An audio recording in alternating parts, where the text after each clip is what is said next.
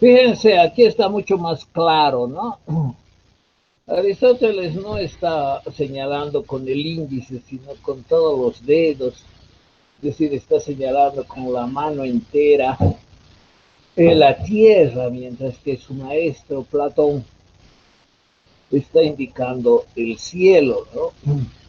¿Esto qué significa? ¿Qué importancia tiene este ademán de los dos más importantes filósofos griegos de la etapa clásica? Lo que Rafael ha buscado es hacer referencia al idealismo platónico y al realismo aristotélico. Es decir, el idealismo, por decir así, siempre está pensando en los cielos, pensando en las ideas, pensando en el topos uranos, que es también un concepto de Platón atribuido en un diálogo a Sócrates. Y esa ocupación, ay, perdón, esa ocupación con las ideas, en realidad es lo que más importa al filósofo. El filósofo es quien,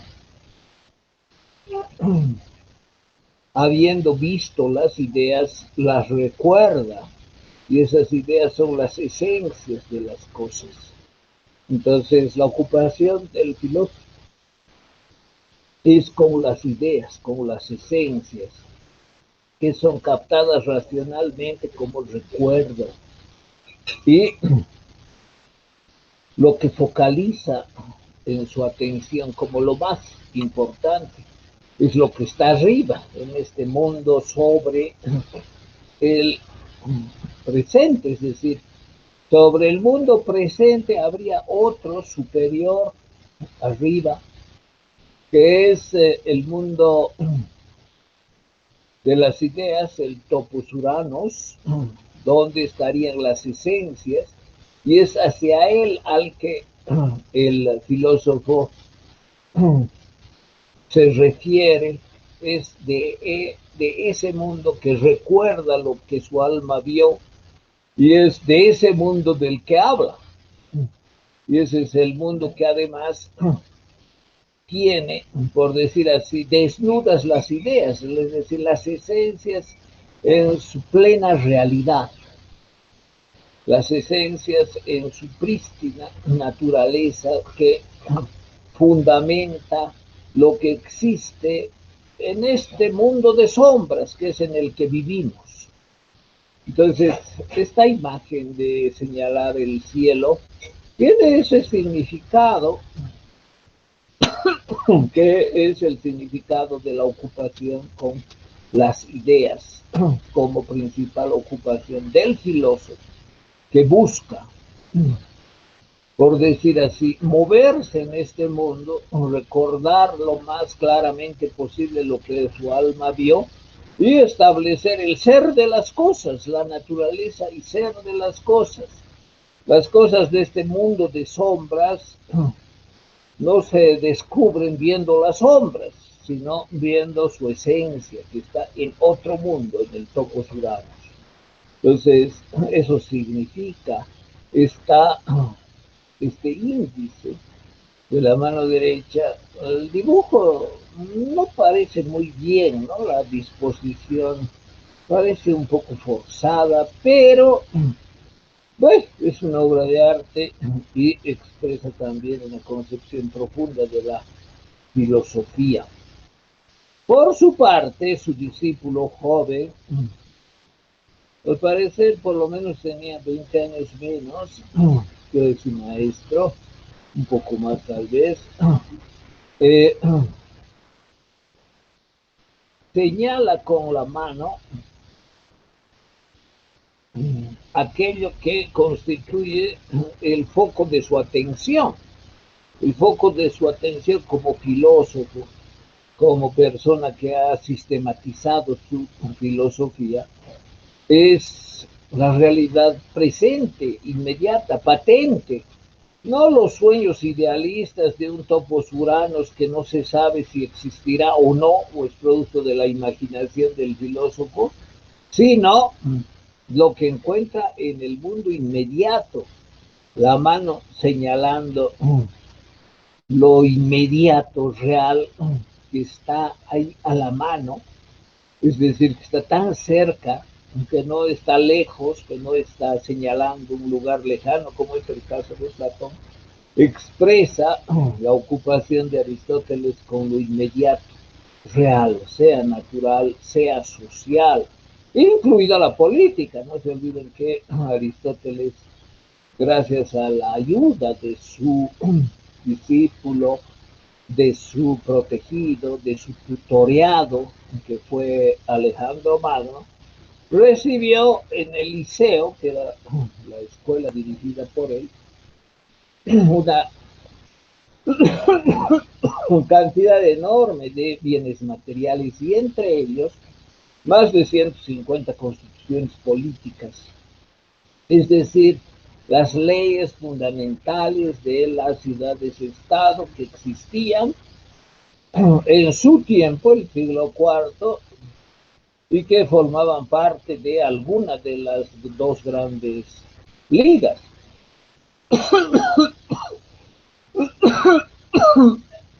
La Liga de Peloponeso, dirigida por Esparta, y la Liga de Delos, dirigida por Atenas. Entonces, esta mano que señala lo inmediato se refiere también a la política, como también al hombre, la moral, como también la naturaleza, los animales, los fenómenos meteorológicos, y todo sobre lo que ha escrito Aristóteles, que tiene realidad fáctica, es decir, es parte de los hechos de la naturaleza o de la sociedad. Y en ese sentido, eso es lo que a él le preocupa, le interesa, y sobre eso es que eh, hace su filosofía. Y de ahí también la definición de Platón, su maestro, como idealista, es decir, esta fotografía expresa precisamente esa tendencia a eh, focalizar su atención filosófica en las ideas. Y por otra parte, la ocupación filosófica primordial de Aristóteles, focalizada en lo real, en lo inmediato, en lo que existe y sobre lo que también, según su propia concepción filosófica, es posible establecer proposiciones verdaderas, que no solamente expliquen lo singular, sino también expliquen el conjunto de fenómenos concernientes a conjuntos de la naturaleza, conjuntos de la sociedad. Entonces, esta es una muy buena representación renacentista de Rafael con el título de la Escuela de Atenas sobre los dos filósofos más importantes de la antigüedad griega, en primer lugar Platón, que al parecer estaría sosteniendo su obra Timeo, aunque hay algunas discrepancias sobre eso, y en el caso de Aristóteles, que según algunas interpretaciones, aunque no se ve muy claramente, podría ser la ética nicómaca, a su hijo, a Nicómaco, ética nicomaquea. Pero bueno, esos son detalles que dan lugar más a especulación que a una intención del pintor de representar efectivamente el carácter idealista y el carácter realista de ambos filósofos. En el caso de Platón, en lo que concierne a la filosofía política, según su libro La República, el filósofo tiene interés específicamente en las ideas, en primer lugar de la justicia. O sea, el filósofo se ocupa con las ideas. Y si va a trabajar temas relacionados con la política, el primer tema es la idea de la justicia. Pero también hay otras ideas. Entonces, esa ocupación con las ideas va dirigir las discusiones o sus propios diálogos a mostrar efectivamente cómo pueden haber concepciones erradas sobre la idea de la justicia y cuál es, en definitiva, la concepción correcta, filosófica, que corresponde a la esencia de la justicia y que está evidentemente expresada en las primeras páginas de su libro titulado Politeia, traducido con el título de La República. Bueno, voy a dejar de compartir esto y vamos a comenzar entonces a ver las otras diapositivas que hablan de Platón, lo que les había mostrado hace un momento. Platón, la filosofía y la política. Espero que estén viendo y voy a pasar a la segunda diapositiva. Esta es la carátula de esta parte.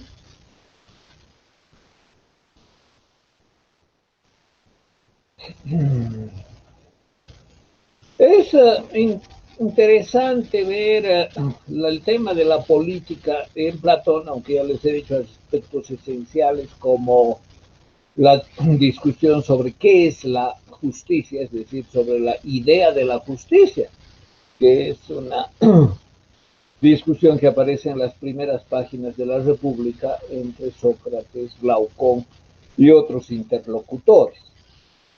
Sin embargo, es interesante ver algunos mitos prevalecientes en la Grecia clásica, en la Grecia anterior, y cómo dentro de un cuadro amplio de mitos aparecen también algunos mitos que Platón los refiere como con contenido político. Es eso lo que vamos a ver ahora. Hay en la antigua Grecia varios mitos sobre, por ejemplo, la cosmogénesis, es decir, el origen del mundo, o los llamados también mitos cosmológicos, que se refieren a cómo se habría formado, cómo se habría constituido la Tierra, o cómo sería, por ejemplo, este mito de la tortuga y los elefantes, es bastante antiguo y no solamente se dio en la Grecia antigua, en la Grecia preclásica, sino también en muchas culturas, dando lugar también a otras ideas posteriores. Tal vez ustedes han oído de la hipótesis Gaia, que ha sido formulada no hace mucho y que consiste en considerar a la Tierra como un organismo vivo. Bueno, esta idea, aunque no tenía ese nombre, también es bastante antigua. Es la idea de que la Tierra es un gran organismo vivo que protege a todos los organismos vivos y regula los excesos que se puedan producir en ella. Bueno, estas ideas, que son antiquísimas, prevalecían en la visión del mundo en la época de Platón. Hubo otras también, ¿no? Como esta concepción, estoy marcando con el cursor, de que la Tierra es como un gran recipiente cóncavo donde está el agua, los mares, y al centro está la tierra, y a veces rebasa el agua cuando llueve demasiado y se sale por algunos bordes de este gran recipiente cóncavo, ¿no? Entonces, en ese mundo del mito es que Platón despliega también algunos mitos, eso es sumamente interesante, ¿no? La idea, por ejemplo, de que habría un tránsito del mitos al logos, esa concepción, por ejemplo, de Ernest Cassirer, señalada en el mito del Estado, eh, da lugar a pensar que todo lo mítico anterior a Platón, anterior a Sócrates, habría sucumbido con estos filósofos, que después de Platón y de Aristóteles ya no quedaba nada que creer como una narración ficcional sobre el origen del mundo, por ejemplo, estas hipótesis de la gran concavidad o la tortuga y los elefantes u otras, ¿no? Del cuerpo cilíndrico, etcétera. Sin embargo, no es así, pese al trabajo de Sócrates, a su método mayéutico y a su, por decir así, haberse enmarcado dentro de la razón para refutar las ideas de los sofistas, pese a toda esa situación. También en Platón hay mitos, también hay, bueno, en la obra de Platón que a veces es referida obviamente a Sócrates, hay mitos. Entonces, podemos decir que en medio de las fábulas aparecen contenidos racionales y no es que la razón termina por radicar, es decir, por hacer desaparecer cualquier concepción mítica anterior, incluso en concepciones sumamente interesantes como las concepciones eh, evolucionistas, por ejemplo, porque también hubo evolucionismo antiguo eh, en algunos filósofos, hay ciertas ideas, incluso presocráticos, de cambios de evolución, por ejemplo, de una tierra fluida gracias al calor, la aparición de burbujas y los primeros seres vivos que serían seres pisiformes y después por acción de la desecación y finalmente a otros seres vivos hasta llegar al hombre. Es sin duda esta una concepción evolucionista de Empédocles, precisamente, y que dio lugar a una visión evolucionista ya antes de Sócrates, fíjense. Entonces, ideas evolucionistas con muchos mitos, contenidos míticos que hacen referencia al origen del mundo, a la cosmogénesis, y que también explican la situación del hombre, es el cuadro en el que hay que situar el pensamiento filosófico griego clásico.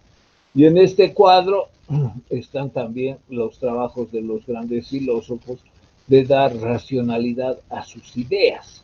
Entonces, este tránsito, esta diapositiva ya la habíamos considerado en otra ocasión, del mitos, de lo que supone un mundo especialmente matriarcal, hiperbólico, de preeminencia femenina, ambiguo, con narraciones que crean adscripciones, con eh, relatos que exacerban la subjetividad de la sangre y que fabulan sobre principios generativos.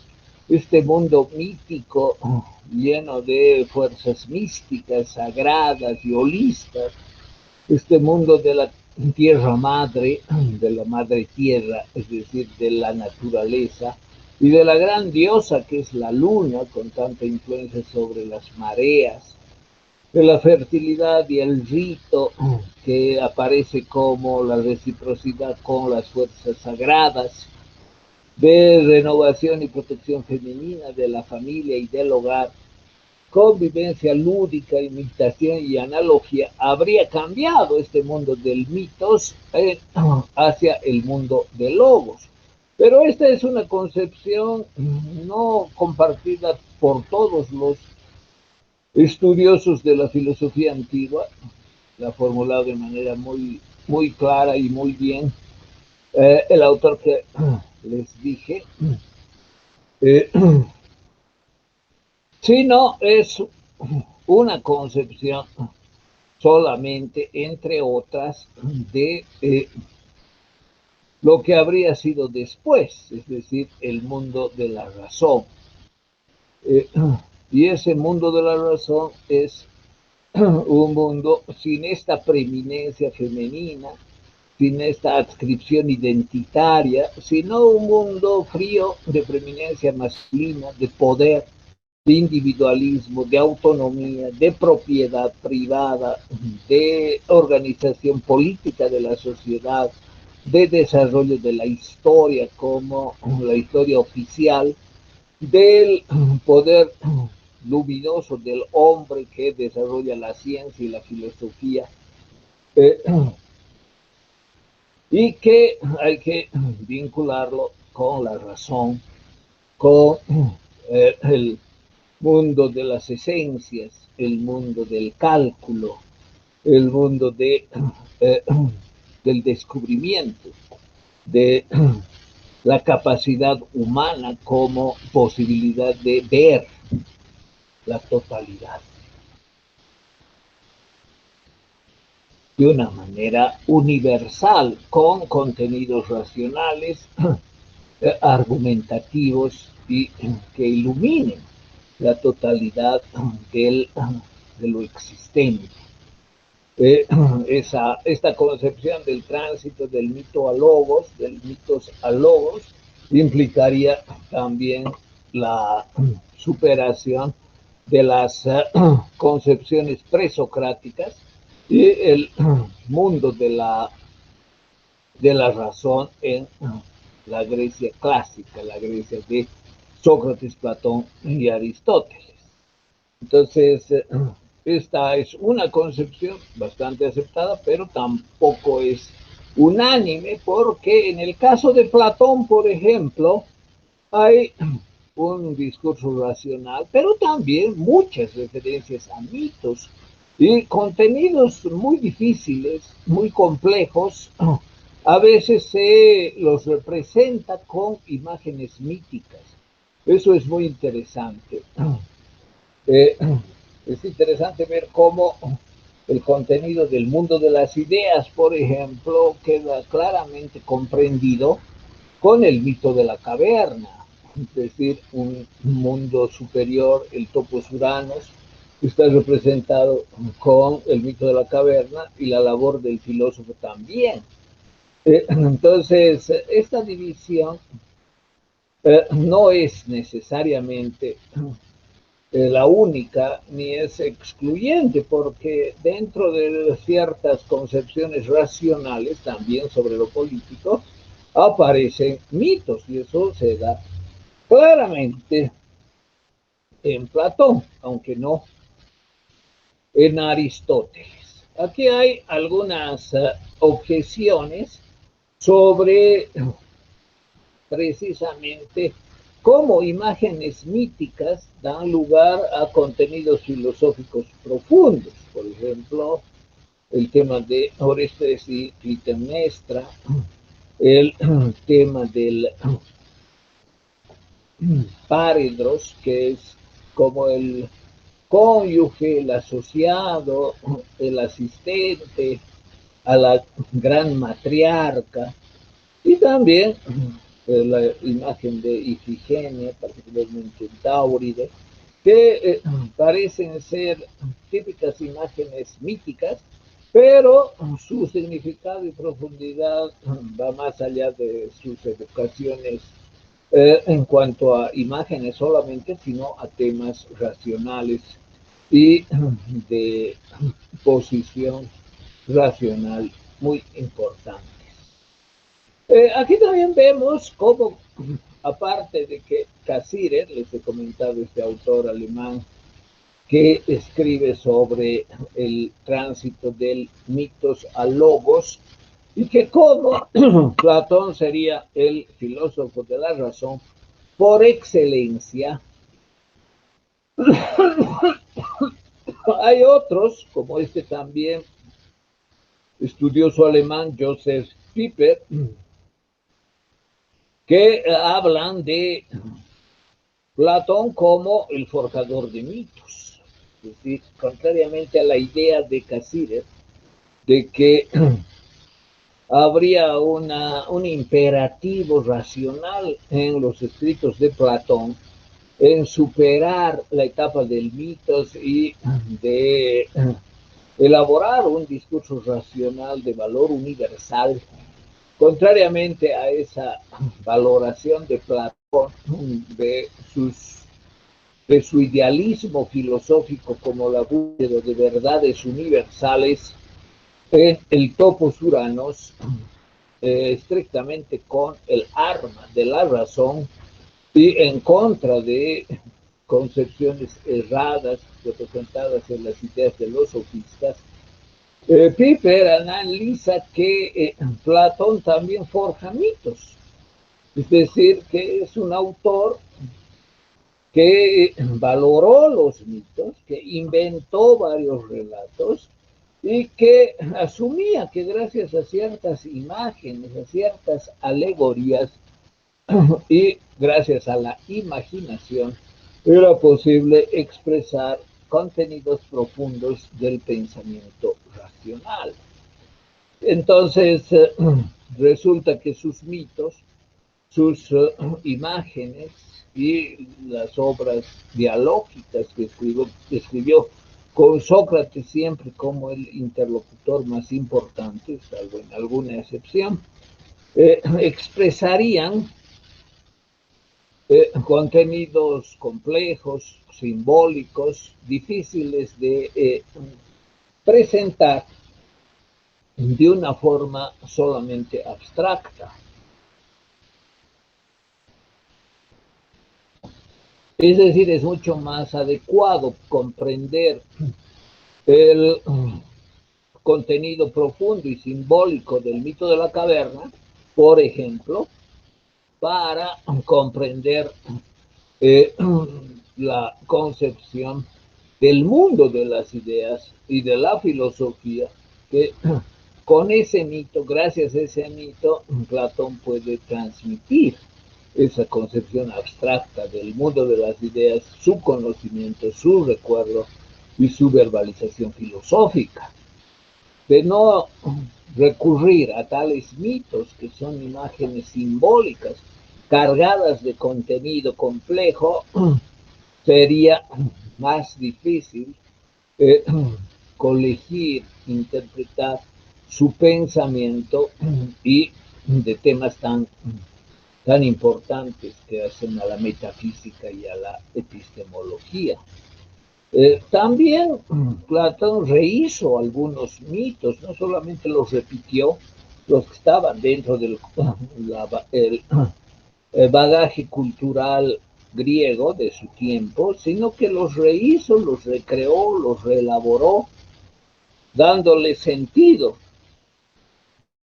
y dándoles un mensaje racional que fue fluidamente asimilado, eh, además con contenidos de eh, belleza, es decir, el mito, la imagen, la alegoría, tiene también la facilidad de transmitir imágenes, de pintar, por decir así, ciertos cuadros bellos. Y eso, esa también es una ventaja frente a la exposición fría y racional de contenidos simplemente teóricos que no adquieran color con las imágenes míticas. Acá tienen ustedes varios mitos que Platón habría desarrollado. El tonel agujereado, el mito del timonel, el poeta como un imán, el anillo de Giges, la tiranía, el juicio de los muertos y la isla de los bienaventurados, el mito de la aurida, el mito de la caverna y el mito de la creación del mundo. Varios de estos tienen muy importante sentido o contenido político. Además que tienen siempre cierta anfibología, es decir, no son imágenes que haya que interpretar de una sola manera y que quien no las interprete así estaría violando el pensamiento platónico. No, son imágenes también ambiguas, que pueden presentar trasfondos diferentes y que se pueden interpretar de múltiples formas. Entonces, son imágenes que evocan contenidos que dan lugar a ciertas representaciones sociales que fácilmente se dibujan en el imaginario colectivo para comprender situaciones concretas de la realidad. Por ejemplo, voy a explicar algunas de estas imágenes, ¿no? El origen de la tiranía. En alguna parte Aristóteles, después de Platón, dice el tirano es como el segador. Él también utiliza imágenes, pero imágenes más, diríamos, de la vida diaria que imágenes míticas que están en el imaginario colectivo, ¿no? Y Aristóteles usa esa imagen del segador para señalar cómo actúa el tirano. En alguna ocasión hablamos de esto, y para Aristóteles el peor gobierno es el gobierno de la tiranía, donde el segador ciega, ¿no? Es decir, ciega en el sentido de cortar lo que crece por encima de los otros. El segador es el que usa esta herramienta para cortar, para igualar, para evitar que algunas plantas, por ejemplo de trigo, crezcan más grandes que las otras. Entonces esa imagen del segador utiliza Aristóteles para referirse a la tiranía. Pero Platón, antes de él, como maestro de Aristóteles, utiliza otro mito para referirse al tirano. No tanto por su acción de cegar, es decir, de eliminar a todo el que resalta, a todo el que sobresale, a todo el que aparece como más alto, mejor que los demás, porque eso es lo que detesta el tirano. El tirano detesta a la gente que de alguna manera es mejor que los otros. Eso significa que puede ser mejor en lo que sea, ¿no? Nunca alguien va a ser mejor en todo, como tampoco alguien va a ser peor en todo, eso dice Aristóteles también. Pero hay algunos que sobresalen en A, en B, en C, otros que sobresalen eh, simplemente en C, otros que sobresalen en D, E, y así sucesivamente. Que sobresalga a alguien siempre lo va a hacer en algún campo, de alguna manera, y tal vez en dos o en tres, pero no más, ¿no? No va a ser un superhumano que resalte en todo. No, es alguien que va a resaltar, va a sobresalir en algún aspecto, tal vez en dos.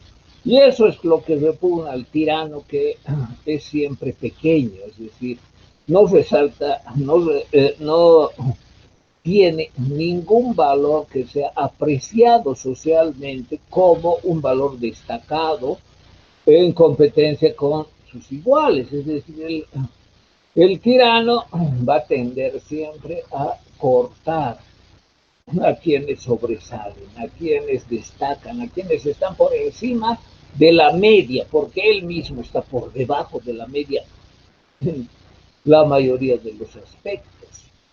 Entonces esa es la actitud política del tirano.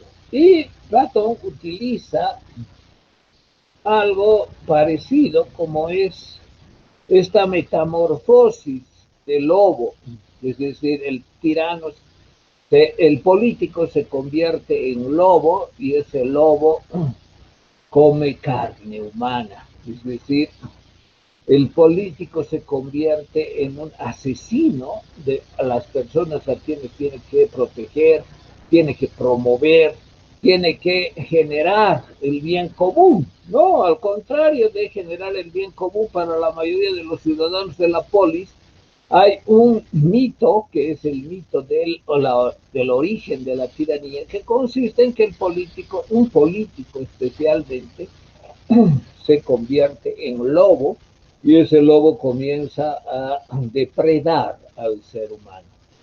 Entonces, esta acción de depredación del ser humano y de destrucción de las personas a las que tendría que proteger y promover el político es el origen del tirano. El tirano es como un político convertido en lobo que se vuelca contra las personas a quienes debe proteger y promover.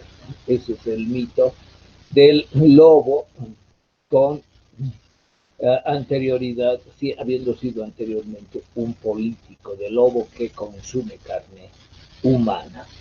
Estas son las creaciones y las recreaciones que hace Platón con profundo significado simbólico y que muestran una organización de metáforas en torno a sus propias alegorías, ¿no? Por ejemplo, esta del origen de la tiranía.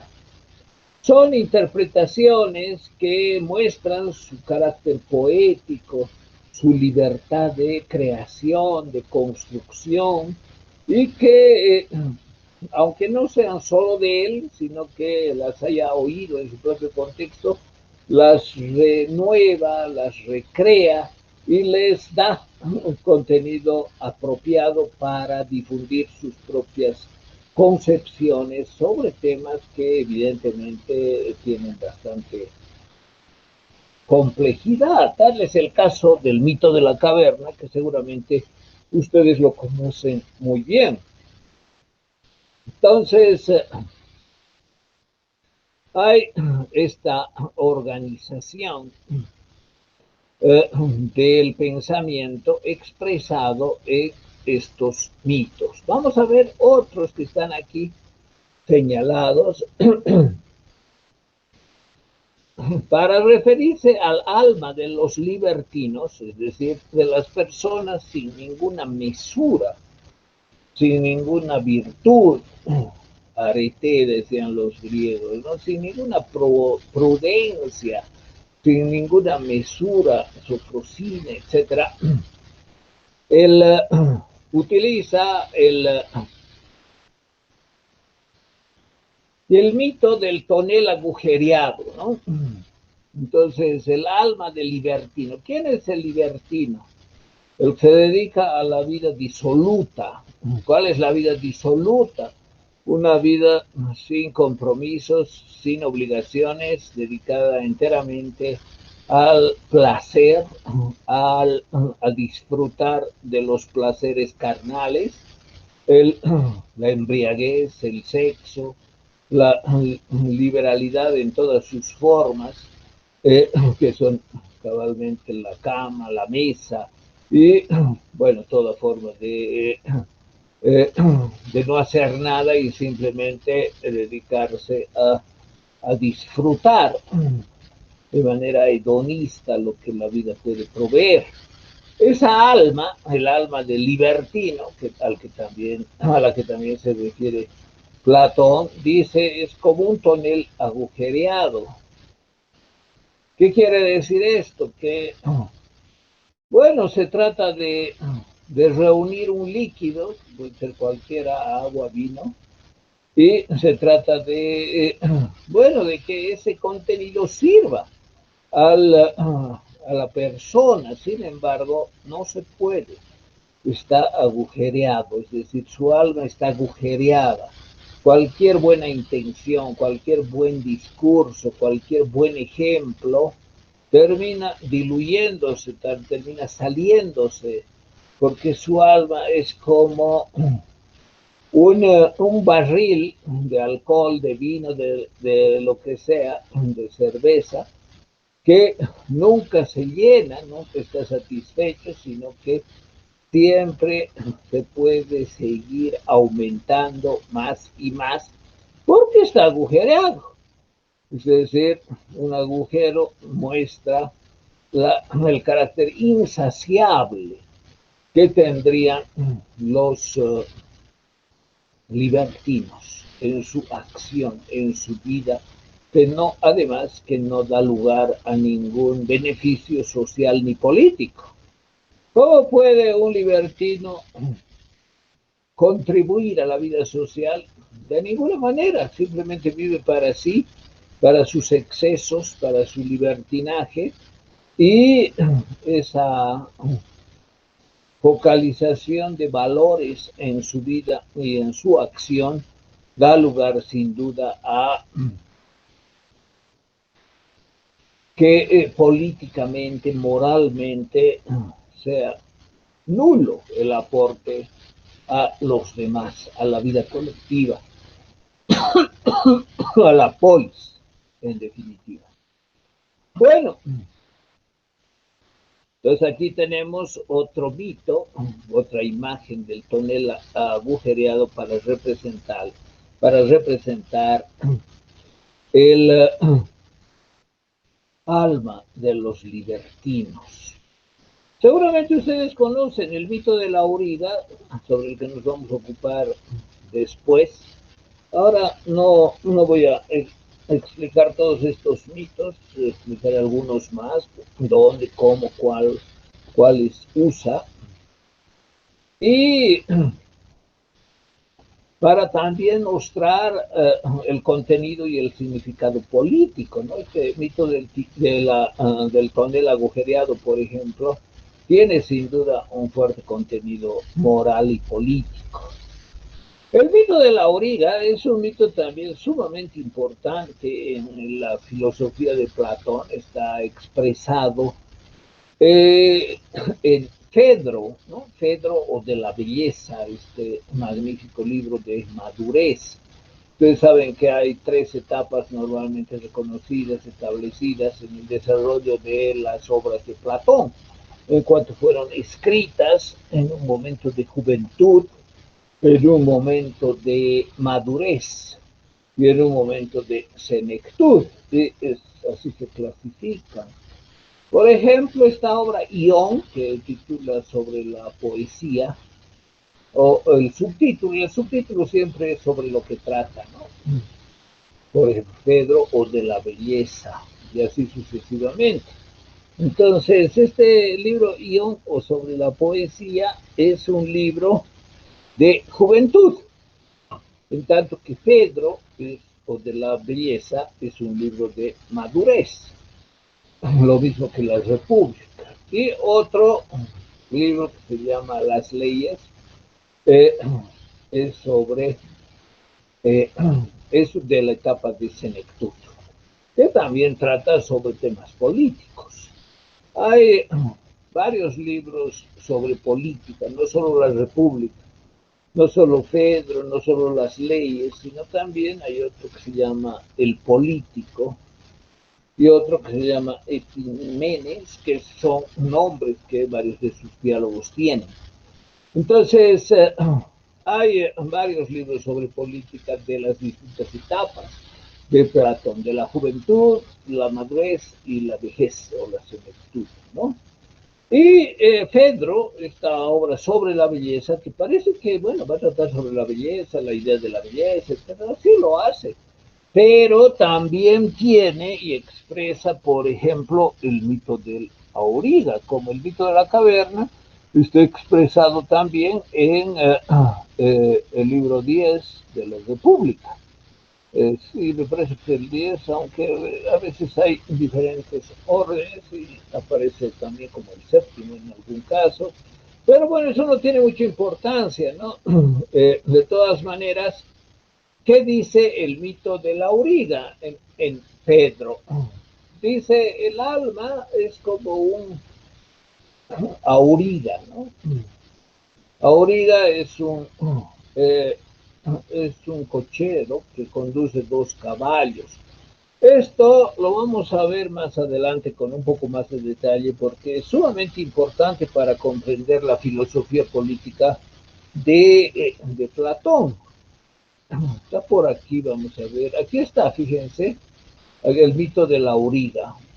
Entonces, este es una auriga. Fíjense, eh, es un cochero que conduce dos caballos.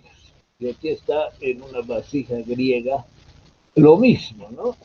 El mito de la auriga. ¿Por qué no es aquí aparece como un cochero con dos caballos comunes y corrientes, pero el cochero está alado?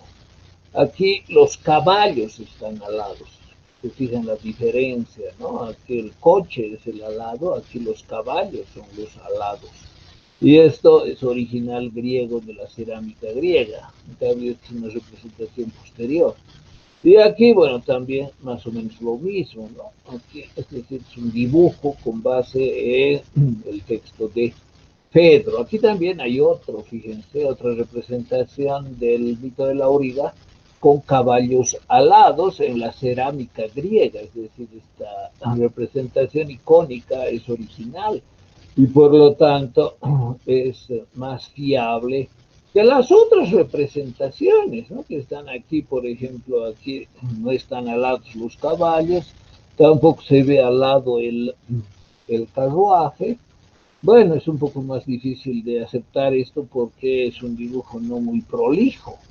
Y en este otro, bueno, aparece el carro alado, lo que parece también un poco improbable, ¿no? Si existiera algo así, un carro alado que podría elevarse por los aires, eso no implica que los caballos se eleven por los aires, tendría que arrastrarse el carro a los caballos, lo que es un tanto inverosímil. En cambio, esto es más verosímil, ¿no? Unas criaturas que sean caballos o similares a caballos que tengan alas, ¿no? De hecho, la imagen de Pegaso es esta, un caballo alado, ¿no es cierto? Entonces, esto es más verosímil desde el punto de vista de la narración mítica, de la narración ficcional, que esta otra representación donde el carro está alado y supuestamente esto vuela, aunque los caballos no tengan alas, lo que resulta difícil de aceptar. Entonces, este mito con esta imagen del carro alado expresa, les decía, el alma. Y el alma, esto lo vamos a ver con detalle cuando lleguemos a esa parte, tendría entonces diferentes fuerzas. Una fuerza es la del caballo blanco, que es en realidad dócil a las órdenes de la auriga. Auriga es el cochero, ¿no? El que dirige el carro. Y el caballo negro es más fuerte que el blanco, tiene más energía, tiene más eh, empuje, más brío y tiende no a volar, sino a caer a la tierra, no a elevarse por los cielos, alcanzando el topos uranos, sino a no abandonar la tierra, a no remontarse por las alturas, mientras que el caballo blanco busca eso, volar, remontarse por las alturas y por lo tanto aproximarse cada vez más al topos uranos, es decir, el mundo del que no quiere separarse el caballo negro es el mundo de las sombras, de las apariencias, del engaño. En cambio, el mundo al que quiere llegar el caballo blanco es el mundo de las esencias, de las ideas y que contiene las verdades profundas del mundo.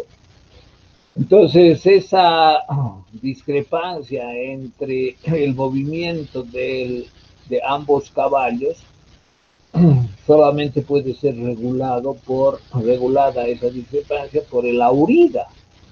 Y el auriga, en la medida que hace que el carro siga al caballo blanco, da lugar a un recorrido auspicioso, en tanto que si el carro sigue el camino al que tiende el caballo negro, puede caer en una vida licenciosa, inclusive en una vida libertina.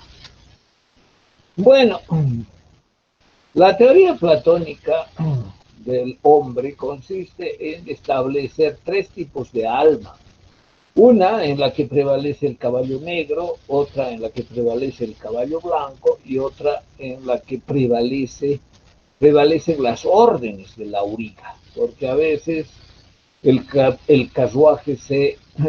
se desboca y todos caen en la tierra de manera accidentada como producto de la fuerza del caballo negro. El auriga no puede hacer nada, el cochero no puede hacer nada y tiene que soportar estas colisiones con la materia más dura de la Tierra, del Uranus, ¿no? Del lugar de la Tierra, del topos Uranus, no del topos hiperuranos, es decir, no del cielo, sino de lo que es más terrenal, más material y por lo tanto más sólido. Otras veces el carruaje puede remontarse siguiendo la tendencia del caballo blanco y en tales ocasiones la vida de la persona es eminentemente la vida del filósofo. Cuando prevalece la fuerza del caballo negro es la vida del libertino, de la gente procaz que solamente busca de manera egoísta su propia satisfacción hedonista, es decir, una vida libertina. Si prevalece la tendencia del caballo blanco, pese a que no es el más fuerte, si el auriga logra dominar al caballo negro y conducir el carro por el rumbo del caballo blanco, entonces se da una vida filosófica que asciende a lo más alto de los cielos y llega al topos Uranos y permite distinguir la verdad de las cosas, las esencias de las cosas. Bueno, eh, hay otra forma de vida que es la vida de quien domina a los dos caballos, pero no tiende hacia abajo ni hacia arriba, aunque sí da, por decir así, cierto recorrido también a través del topos Uranos y tiene que ver no tanto con las esencias, sino con valores de gloria, de ímpetu, de capacidad física, y esos son los guardianes dedicados a la milicia. Entonces, hay otro tipo también de naturaleza humana. Todas estas son naturalezas humanas, la naturaleza del libertino, que puede llegar a excesos, aunque algunos también sin caer ni precipitarse de una manera abrupta, están imposibilitados de volar, no tienen suficiente fuerza para remontarse más allá de la tierra y lo que la tierra los retiene. Y bueno, pueden ser los artesanos, pueden ser los campesinos, pueden ser las personas dedicadas a las actividades manuales con pocas luces, intelectualmente hablando, y tampoco tienen otro tipo de valores que les daría lugar a una vida política plena, como puede ser la milicia.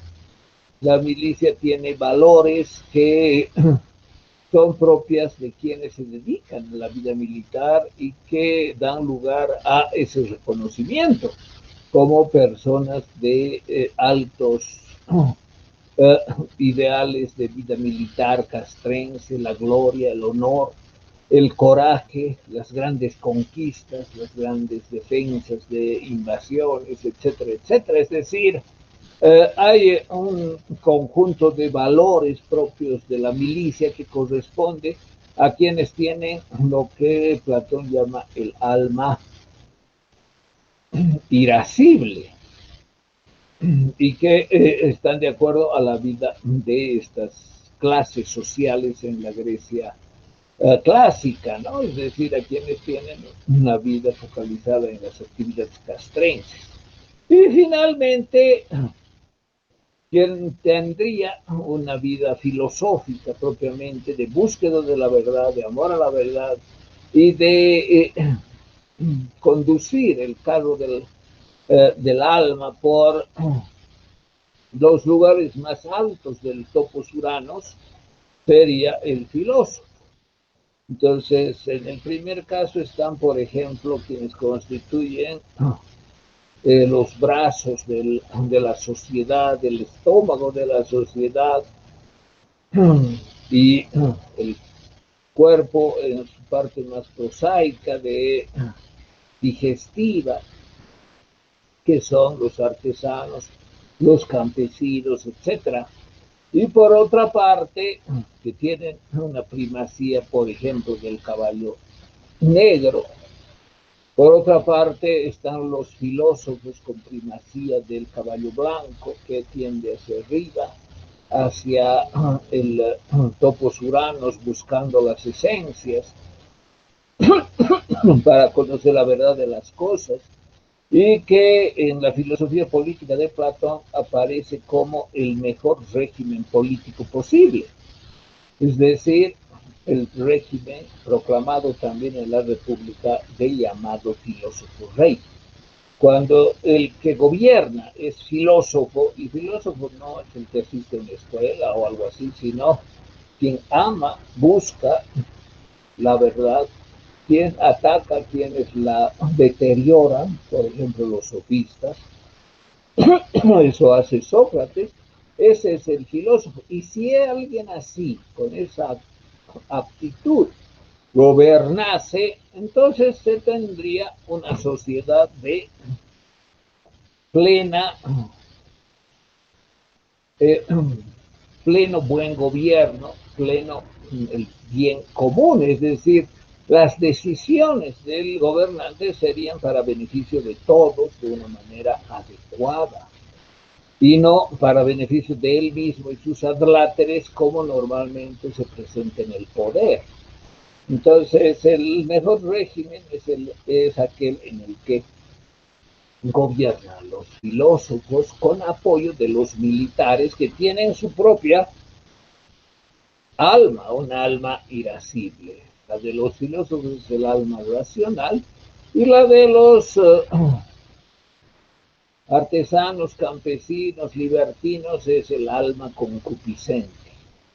Y la mejor forma de gobierno es la del filósofo rey con apoyo militar. Ahora bien, hay varias cortapisas para evitar que el filósofo y los militares usen de manera arbitraria el poder. Y esa manera de usar arbitrariamente el poder para sí mismos y sus adláteres está regulada por las restricciones que establece Platón para la sociedad perfecta. ¿Cuáles son esas restricciones? En primer lugar, los llamados guardianes, es decir, los filósofos y los militares, no tienen propiedad privada, porque la propiedad privada es el mayor incentivo a la codicia. Es decir, los políticos no pueden acumular bienes, tampoco los militares. Lo que tienen les da el Estado, en igual cantidad, en similar, igual condición, tienen más hijos, tienen más tierras, tienen más hijos, tienen más esclavos, etcétera, etcétera, pero ninguno tiene las grandes posesiones, ni siquiera de propiedad privada, referida, por ejemplo, a los bienes inmuebles, sino que comparte con los pares, es decir, otros filósofos, otros militares, la propiedad colectiva que los agrupa en vida en común.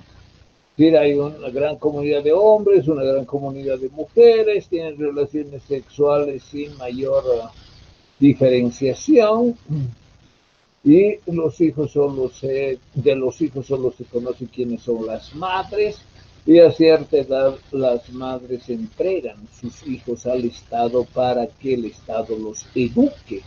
de manera que lleguen a ser también en el futuro otros guardianes. Aunque es posible que alguno no tenga el alma de guardián, sino el alma concupiscente y tienda a buscar familia, propiedad privada, esposa, hijos, etcétera, y en ese caso ya no es parte del grupo de los guardianes sin propiedad privada. Entonces esa es la principal cortapisa que pone Platón para evitar el exceso de abuso o el abuso de poder a favor de uno mismo, en favor de uno mismo y de los seguidores.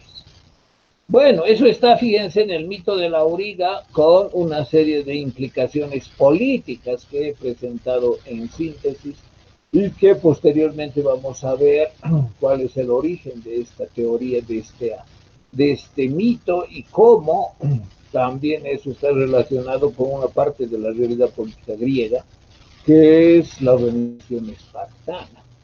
Pero eso lo vamos a ver posteriormente. Quedamos aquí, la próxima clase voy a hablar de otros mitos platónicos con connotación política y si alguien tiene alguna pregunta, algún comentario, puede hacer uso de la palabra. Adelante.